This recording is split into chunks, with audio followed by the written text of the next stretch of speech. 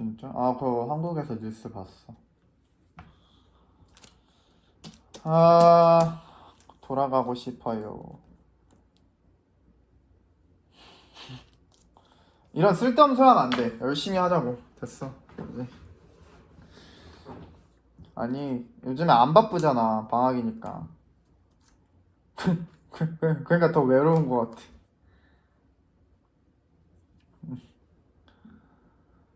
외로운 것 같아.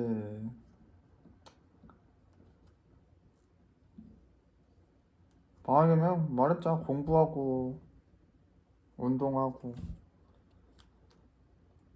그러지 뭐. 아니, 할 게 없는 게 더 힘들어. 진짜. 뭐, 머리 굳을까봐 지금 하고 있어.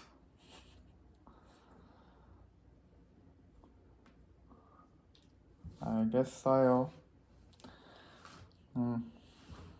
그거 내가 되면은 바로 위임장이랑 해서 보내줄게.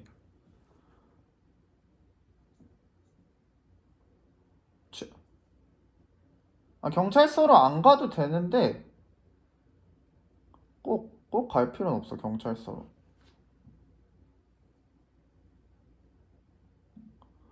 음. 어디? 면허시험장이 더 멀지, 엄마. 서대문 그러니까, 서대문 경찰서가 더 가깝지.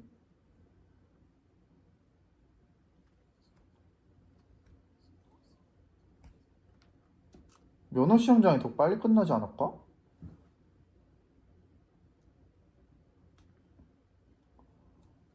아, 쉬는 날에 가니까. 아, 알겠어. 그러면 그것도 한번 볼게. 아, 여기 있네. 근데 대리 신청이 있고, 내가 신청한 다음에 대리로 받는 게 있거든? 근데 엄마가 대리 신청하면 되겠는데?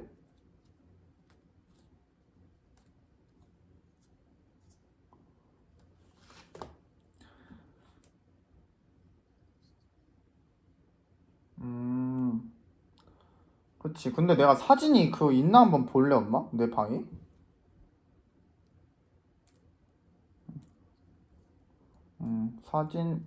사진 하나, 엄마 신분증, 위임장. 그럼 되네. 위임장이랑 혹시 모르니까 그거가, 출입국 사실 증명서 뭘까?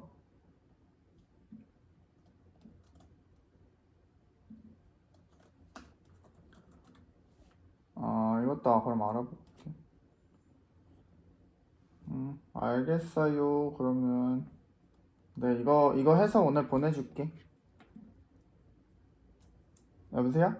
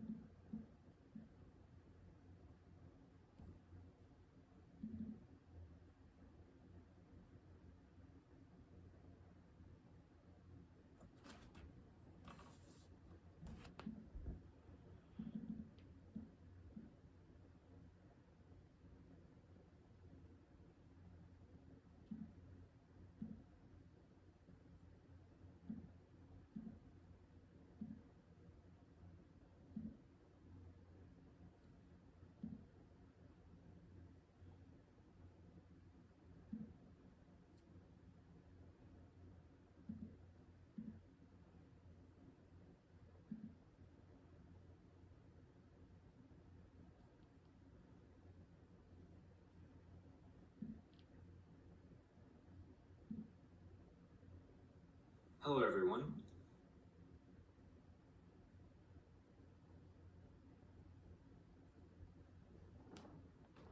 In this video, I'm link because we don't actually want everything that login or sign up, and you may get prompted to ask for permission. We're given these options for how we want to install. Do we want it in the workbench, and we go to the MySQL server, just send that out, samples and examples, as well as part of your install process, but I'm not going to do that. From here, just click next, and then click execute to download and install these. And it may take a while depending on your internet speed. And as soon as that's done, downloaded and installing, we can just click the next button. And from here, we now need to configure our SQL Server. So if we click next, we just want to do standalone mode since we just want individual SQL Server and we don't want to have any clustering. So just keep it selected on standalone, click next. And from here, we want to make sure we select development computer, which will mean that MySQL Server will take the least amount of memory as possible from our computer while it's running. And then leave all this other stuff defaulted to what it is. This is just the port it'll be connecting through. And if you want to open your firewall ports to be able to access it from inside of your internal network or outside, just leave that selected and click next. And from here, this is new for MySQL Server 8. It's saying that they're using a new hashing version that's not supported with the older MySQL version. And in our case, we can use that new version of hashing since we don't need to support an older version of MySQL. So we can just leave that selected, click next. And here we need to give a password for our root user, which is the user that has access to everything on our server. So just give it any password that you want. And then after you're done giving it a password, just click next. And then this is where you have a few options to change here. You can start MySQL Server on system startup, which is what I recommend doing since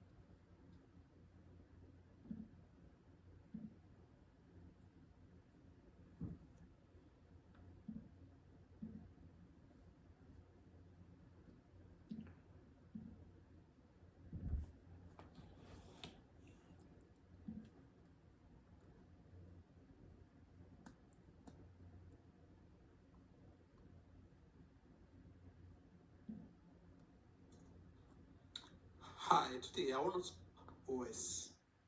The first thing you need to do, you Google MySQL. This MySQL, you click on it, click download. There you go straight to MySQL.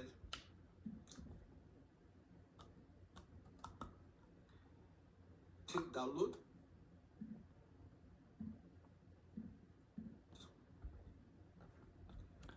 There you go straight to MySQL community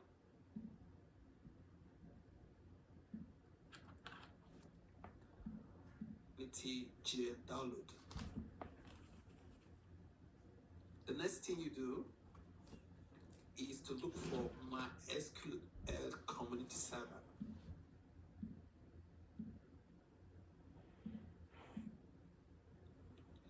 You choose your operating system here. My operating system is Mac OS. Then you download the latest version. You click here. Click on no thanks, just start my download. Once you click start downloading, I have to cancel this because I've already downloaded my SQL. You go to, because I've already downloaded it, so I'll just come here. This is the download I already done, so just to double click.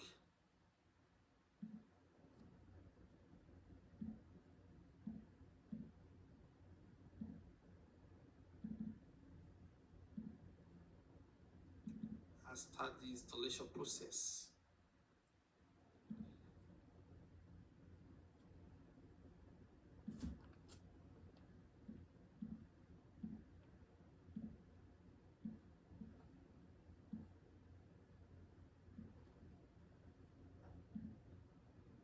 It's opening the DMG file now.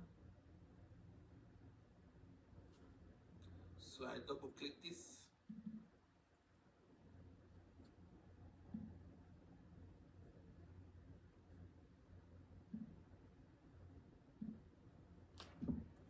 But why it's going on, let me just show you something.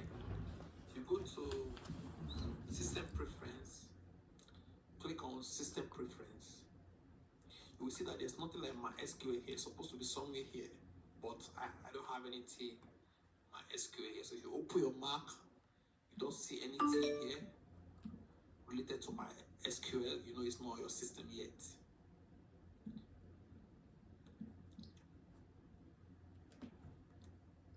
App Store. Go to security and privacy.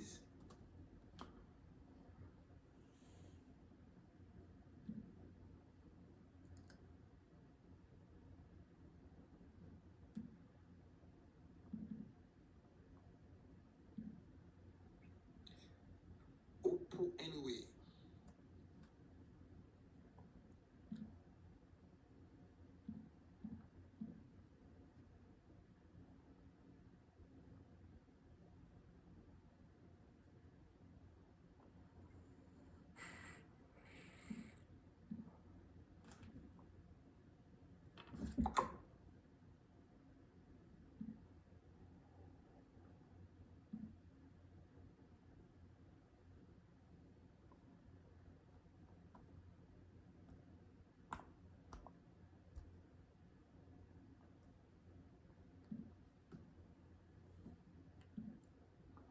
To shown up here for where we are. Let's open the terminal. My user. Let's open the terminal.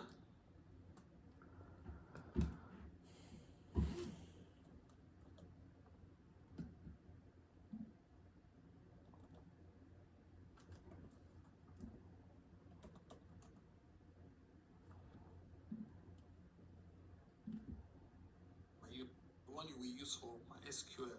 So it's asking me for my system password now. My user. Let's open a terminal. Open a terminal. Okay, the next thing now is to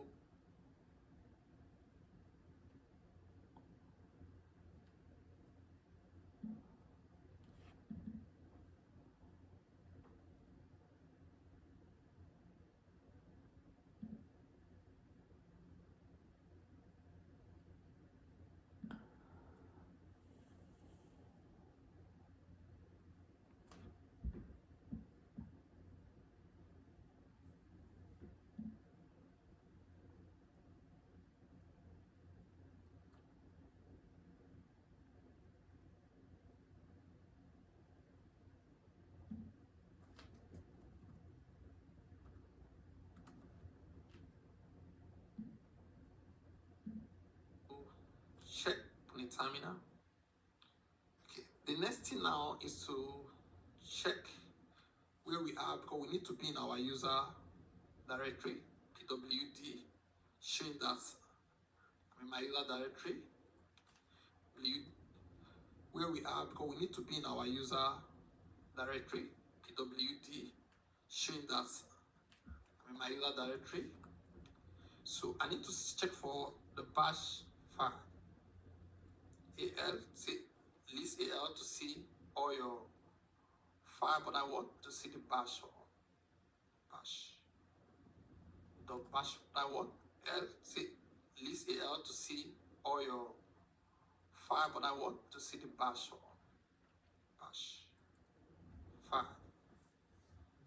Al, say list al to see all your file, but I want so this one, I mean, all you need to profile. If I click enter now, it will create it for me, but I already have it. I don't need to create it twice. Wait for me now, my SQL, my SQL. Once we do this, so how do you access my SQL?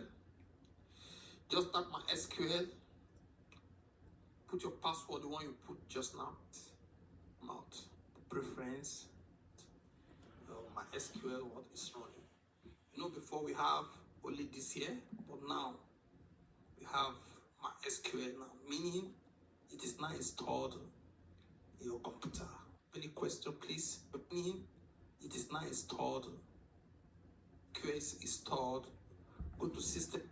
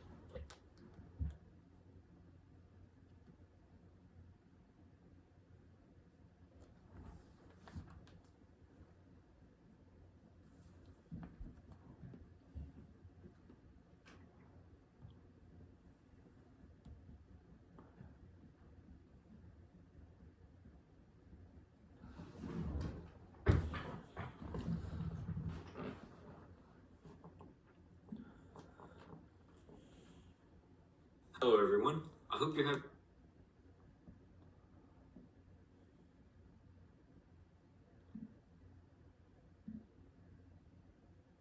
in order to follow along. Whether it's on your phone, whether it's on your computer, on the internet, it has some form of data that it needs to save somewhere. And databases, which use SQL, are one of the greatest and easiest ways to store data for any small scale or especially for large scale applications, which is why you see databases being used absolutely everywhere across development in any form. And this is why it's so crucial to learn SQL, because as a developer, no matter what you work on, you will eventually encounter SQL and have to work with databases, and knowing SQL at a strong level will help you significantly in your development career. Now that we understand why SQL is so important and what SQL is, let's jump into MySQL Workbench in order to demonstrate the syntax of SQL and then talk about the different commands that we can use with SQL in order to create, read, update, and delete our data. If you haven't already downloaded MySQL Workbench, I recommend checking out my last video which I'll link up in the top corner and in the description below, that'll tell you how to download MySQL Server and MySQL Workbench on your computer in order to follow along. I now have MySQL Workbench open and connected to my local MySQL server, but I don't have any files open for me to be able to run SQL commands. In order to do that, I need to click this icon in the top left corner here that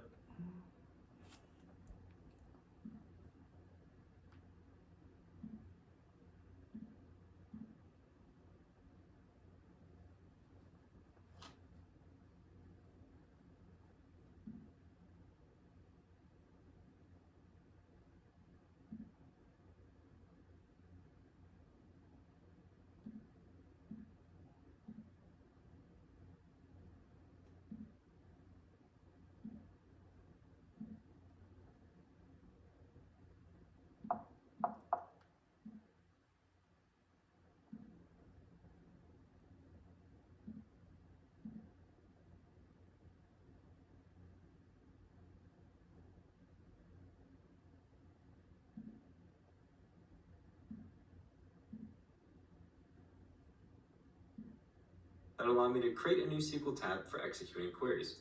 When I click on that, it'll open up a file for me that I can start writing SQL inside of. So now let's talk a 왜 little 이게 안 될까? bit about the SQL syntax, which is luckily really straightforward to understand. There are different keywords in SQL, such as the keywords select, where, from, and all of these different keywords, they'll highlight in blue most likely for you if you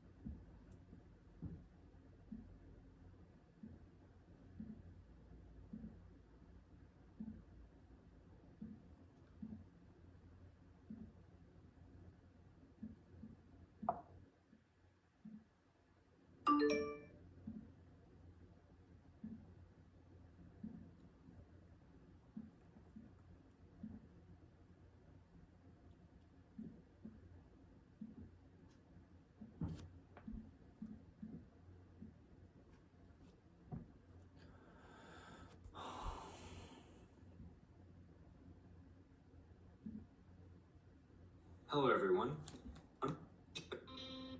Download everything and just send that over.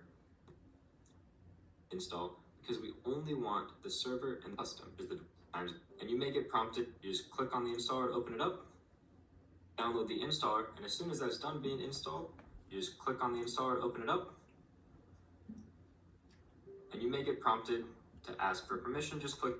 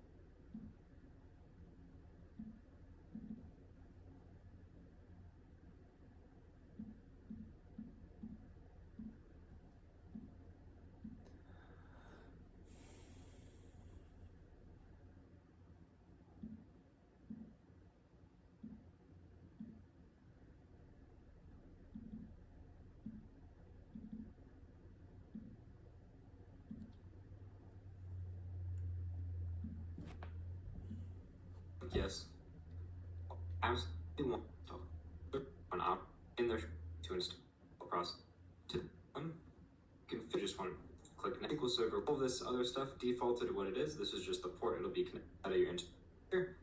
Port we don't on our next SQL Server on system startup, which is what I recommend computer and computer. Next earlier.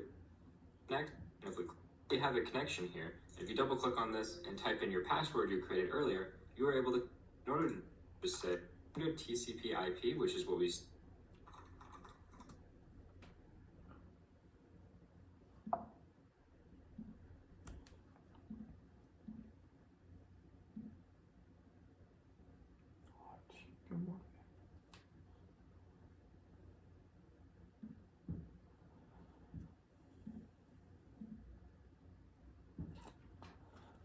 신겨버려.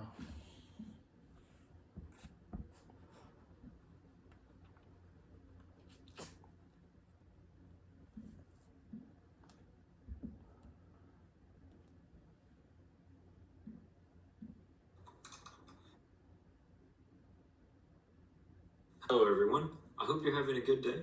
My name's Kyle, and this is Web Dev Simplified, where we make the web easy to understand and accessible for everyone. In this video, I'm going to be going over everything that you need to know about SQL in order to There are different keywords in SQL, such as the keyword select, where, from, and all of these different keywords, they'll highlight in blue most likely for you if you're using MySQL Workbench. And if you're using some form of other editor, they're going to highlight in a specific color so that you can distinguish your keywords from your non-keywords. And these keywords are not at all case sensitive. So for example, this select that I have here, I could write it like this, select. I could write it all lowercase. I could write it with capital letters just randomly thrown throughout it. It doesn't matter. As long as you write the word select, it is going to work as your select keyword for SQL. And SQL is using a combination of keywords, table names, and column names in order to string together a different query. So, for example, we could just say select from, and then you put the table name that you want to select from, and select the column here, and essentially, this is a SQL command.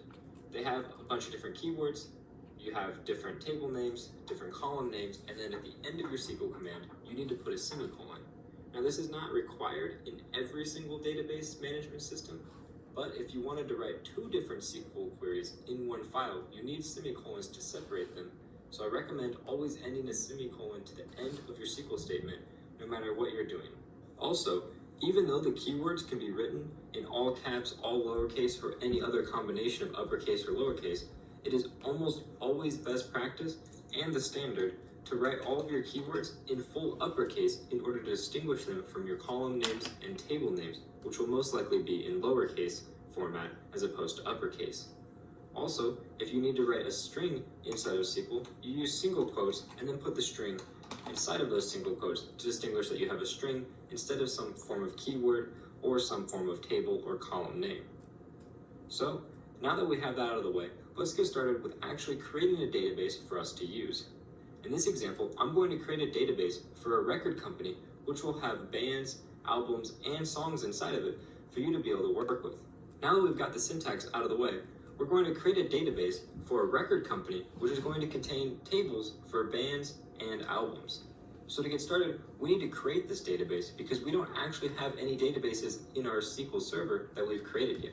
So let's remove all of this, and we're going to write the create database command. This command is super straightforward. You just write the words create, and then database, and then the name of the database that you want to create. And in our case, we're just going to create a database called test. So we just put test, end it with a semicolon, and then inside of my SQL server, there's two different ways that you can run a command.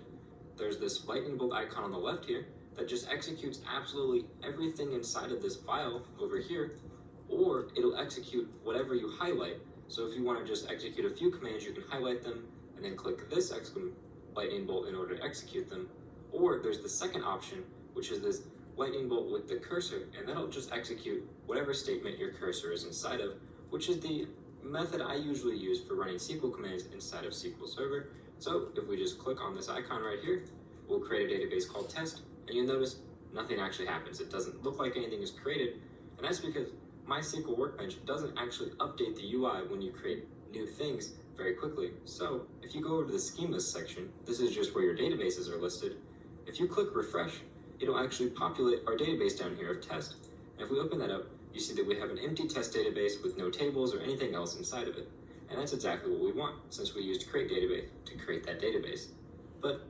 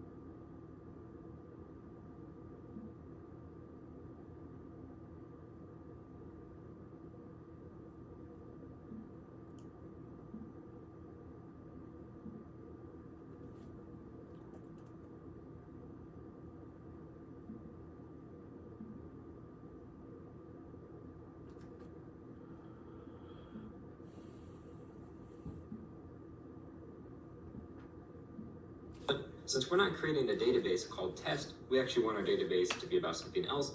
Let's remove this database. To do that, we're going to use the drop database command. And then we just put the name of the database again that we want to drop afterwards, which is test in our case, end it with a semicolon. And if we run that statement, you see that over here on the left, our test database has been removed. And if you refresh it, you see it won't pop back up. And that's because we've dropped that database, all of the tables inside of it, and all of the data inside of it. And now this is something that you are almost never going to use, because dropping a database deletes all of the data inside of that database. And once you have your data in your database, you almost never want to completely destroy it. So this is a command that you'll almost never use, but it's good to know that it exists in case you accidentally create a database that you don't actually want. In our case, that's exactly what we did.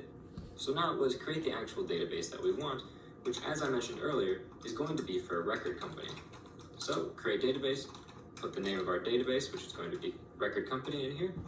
And if we run that and refresh down here, you now see that we have a record company database, and we can start adding tables to this database and start adding data into those tables. Now, in order to make it so that our SQL queries that we're running over here in our file actually run against the database that we just created, we need to tell SQL that we're going to use that database. And to do that, we just use the use command.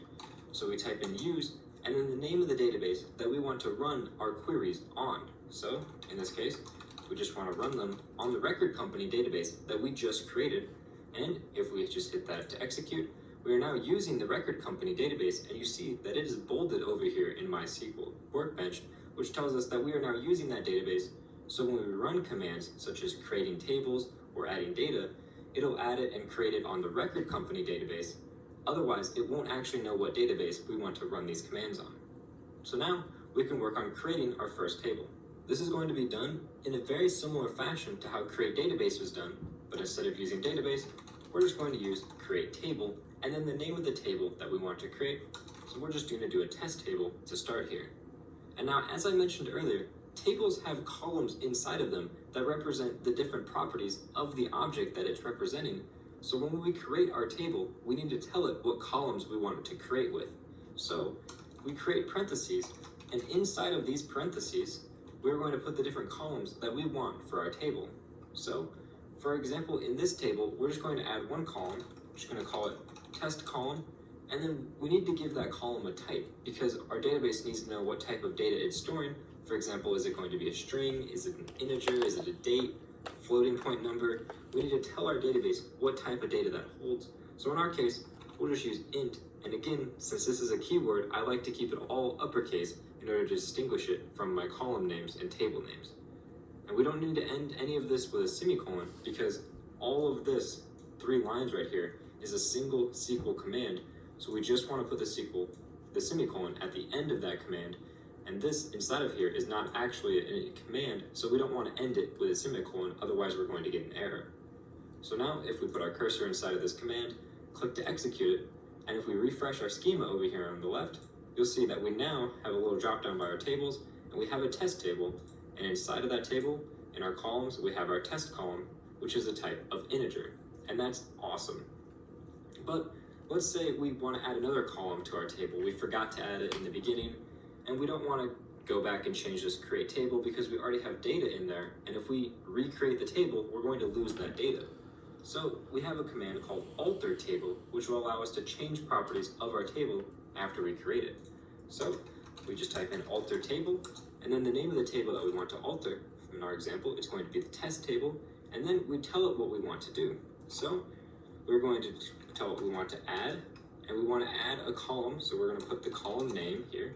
We're just going to call it another column, and then we say what type we want that column to be, and in our case, we're going to use a string, which in SQL, there's many different ways to determine a string, but the easiest way is using a varchar, which essentially says this is a variable length character array, which is essentially just what a string is, and then we need to tell the varchar the maximum length that it can be. So in our case, we'll just say 255 is the maximum length that our string will be. So this will create a string column with a max length of 255 that is going to be named another column. And then we'll end that with a semicolon, maximum length that our string will be. So this will create a string column with a max length of 255 that is going to be named another column. And then we'll end that with a semicolon. And you'll notice that I've created a line break in here. I added this onto another line, and SQL actually doesn't care about line breaks in the statement. It just reads it until it sees the semicolon. So I could put as many line breaks in here as I wanted to, and it would still work just fine, even if I had it on multiple lines or all on one line. So now if we run that, refresh our schema, you'll see that we now have that another column added to our columns of our test database. And that's great. We now know how to create database tables, and we know how to add columns to those tables after we've created them, and that's perfect.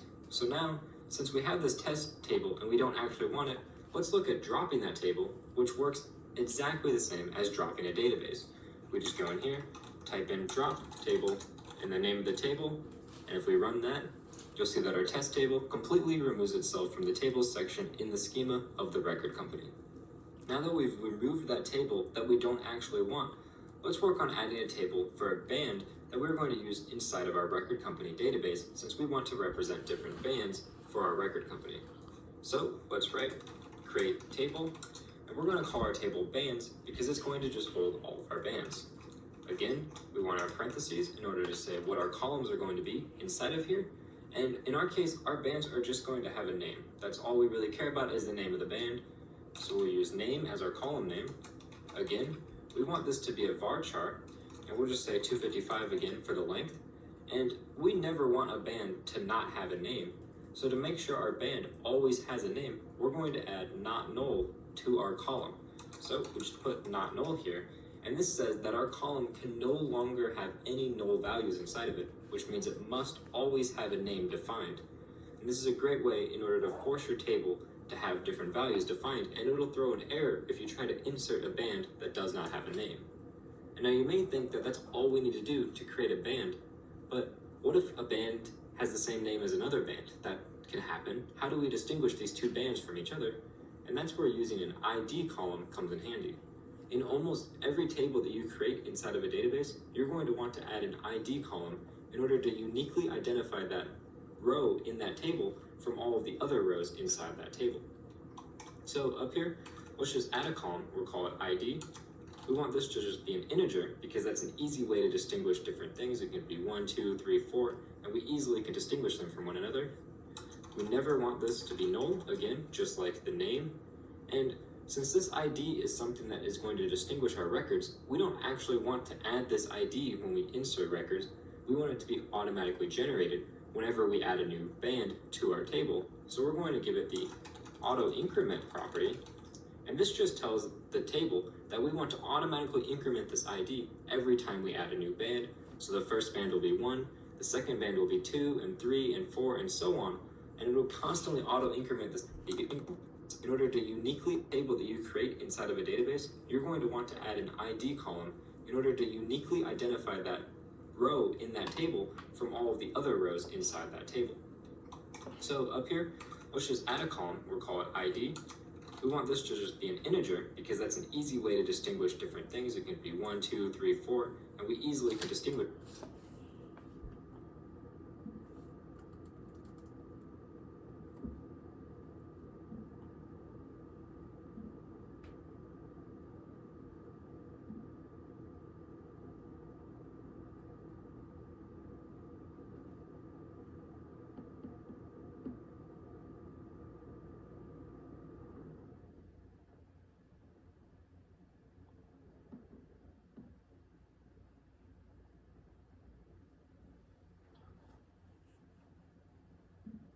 Them from one another. We never want this to be null, again, just like the name. And since this ID is something that is going to distinguish our records, we don't actually want to add this ID when we insert records. We want it to be automatically generated whenever we add a new band to our table. So we're going to give it the auto increment property. And this just tells the table that we want to automatically increment this ID every time we add a new band. So the first band will be 1, the second band will be 2 and 3 and 4 and so on, and it will constantly auto increment this number for us without us having to do anything.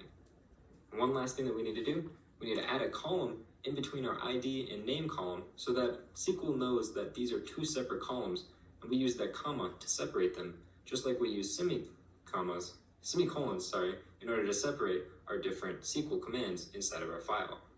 And lastly, since this ID is going to be the identifier of our table, it is what's called a primary key. And a primary key is the primary identifying column for that table, and that's what's used to say that this is unique and it is going to be what identifies an individual record inside of a table. So we want to tell SQL that our ID column is our primary key. So down here, we're going to use the primary key keyword in order to define a primary key, and then inside of parentheses, we put what our primary key is, and in our case, it is the ID column. Now, if we run this command and refresh our schema, you'll see that we now have the bands table. Inside of that bands table, we have these different columns, and you'll also see that we have an index for our primary key, which tells SQL that this is what distinguishes our band from the other band records inside of our table, which allows it to do quick queries. If we give it an ID, it'll be much quicker than if we query on, say, the name column inside of our band table. While we're on the case of creating tables, let's create the album table that's going to contain the different albums for our different bands inside of our database. So we could just use create table again. We'll call this table albums since it will contain our albums. And then inside of here, we're going to put our parentheses, put the semicolon at the end of it, and now we want to define our different columns. Our first column, again, we're going to have that ID column to uniquely identify our different albums. So we'll say ID, make it an integer, not null again, since we don't want this to ever be empty, and auto increment, lastly, so that it'll automatically take care of incrementing this number as we add new albums. Next, we want our album to have a name again, so this is going to look very similar to our band at the top. We want to create a varchar. We're going to make it 255, just since it's the same as everything else. And again, we don't want this to ever be empty, so we'll say not null, so that every album will have a name. And the last thing that our albums are going to have is we want to know when they were released. So we're going to add a release year onto our albums. We'll just add this release year column. We'll make it an integer, and we don't care if this is null because maybe we don't know when the album is going to release, or maybe it hasn't been announced when this album will release. So we want this to stay null, so we won't put not null on here. And then we need to be able to connect an album to a band, but we can't just put a band column inside of here and we can't put all the band information inside of the album. We need to reference the band table from inside of our album table. And that's where this ID that we created up here comes in handy, because now we can save that ID in the albums table, and that'll allow us to reference the bands table from within the albums table. So in here, let's add a band ID column, which is what is going to have the ID of the band that this album is for. So this is going to be an integer because it's the same as this ID up here, and we want to make sure that it's not null because we don't ever want an album to not have a band, since every album needs to be composed by some band. And then we need to define our primary key just as we did above. So we'll put primary key and then ID, since the ID is our primary key for the album table as well. And then the very last thing that we need to do is this band ID is referencing this band's table, which is referred to as a foreign key, which is any form of key that references a table other than itself. So albums has the primary key because that is the key defining the album records from each other, the uniqueness. And band ID is referencing the band's table. So that is a foreign key referencing a foreign table. So we need to define that relationship between the band ID and the band table. To do this, we're going to use the foreign key property. And then inside of parentheses, we want to put what our foreign key is, which is band ID. So this is so far very similar to primary key, but we need to tell our foreign key what table it references. So we're going to say that it references the band table, and then we need to tell it what column it is referencing, and it is referencing the ID column inside of that band table. And now we have our foreign key set up between our albums and our bands so that SQL will no longer let us create an album if we give it a band ID that doesn't already exist in the band table. Also, if we try to delete a band that has albums linking to that band, it'll throw an error saying that you have albums that exist for this band, so you can't delete the band unless you also delete the albums that go with that band. So before we run this, I need to fix one error that I made, and that is where we're referencing our table. We called our table bands, so we need to make sure that we reference that table exactly by name, where it should be bands instead of band, which I had accidentally written. And now, if we run this code, you'll see that if we come over to our tables and we refresh, we're now going to have this albums table, and inside this album table, inside of our foreign keys, you'll see that we have a foreign key linking our albums to our band table.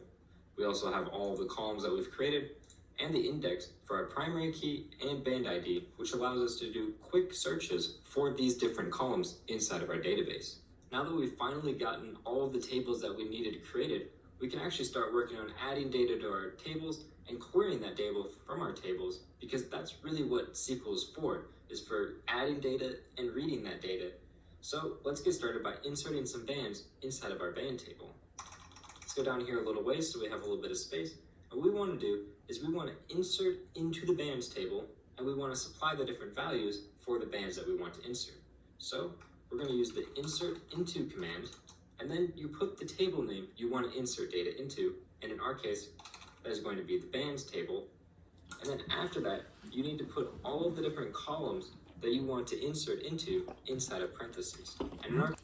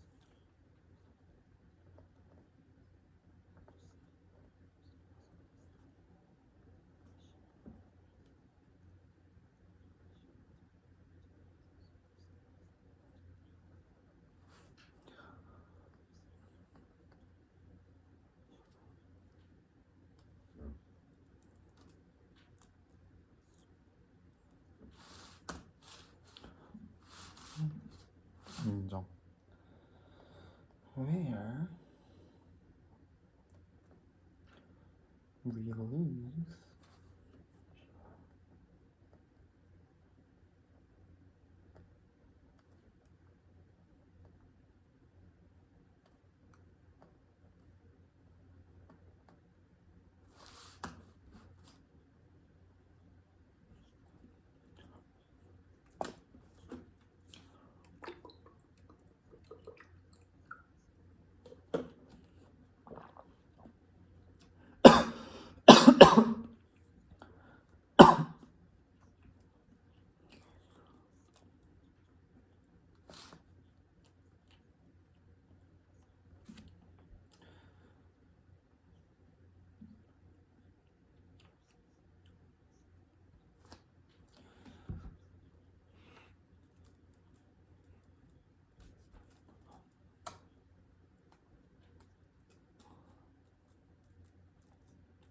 음.